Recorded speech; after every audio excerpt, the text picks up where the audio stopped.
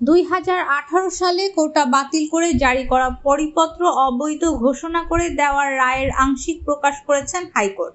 রায়ে বলা হয়েছে, সরকার চাইলে সব কোটা বজায় রেখে প্রয়োজনীয় পরিবর্তন করতে পারবে। কোটা পূরণ না হলে মেধার ভিত্তিতে নিয়োগ দিতে পারবে। বৃহস্পতিবার বিচারপতি KM কামরুল কাদের ও বিচারপতি খিজির হায়াতের হাইকোর্টের বেঞ্চে এ রায় প্রকাশ করেন।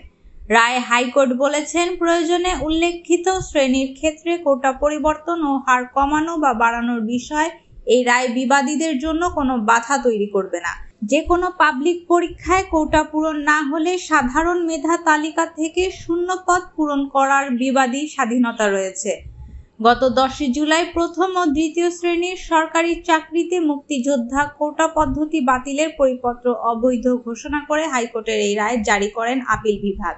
একই সঙ্গে এই সময়ের মধ্যে রাষ্ট্রপক্ষ ও শিক্ষার্থীদের হাইকোর্টের রায়ের বিরুদ্ধে লিভ টু আপিল করতে বলেন আদালত। এ বিষয়ে পরবর্তী শুনানির জন্য 7 আগস্ট পর্যন্ত দিন ধার্য করা হয়েছে। এ আদেশের ফলে মুক্তিযোদ্ধা কোটা বাতিল করে 2018 সালে সরকারের জারি করা পরিপত্র বহাল থাকছে বলে জানিয়েছেন আইনজীবীরা। এদিকে কোটা সংস্কার আন্দোলনে ঘোষিত এক দফা কর্মসূচি বাস্তবায়নের লক্ষ্যে ঘোষিত কর্মসূচি অনুযায়ী বৃহস্পতিবার বিকেল 3:30টা থেকে সারা দেশে বৈষম্য বিরোধী ছাত্র সমাজের ব্যানারে অর্ধ দিবস বাংলা ব্লকেট কর্মসূচি পালিত হচ্ছে। গত 6 জুন থেকেই বিভিন্ন কর্মসূচি পালন করে আসছে আন্দোলনকারীরা।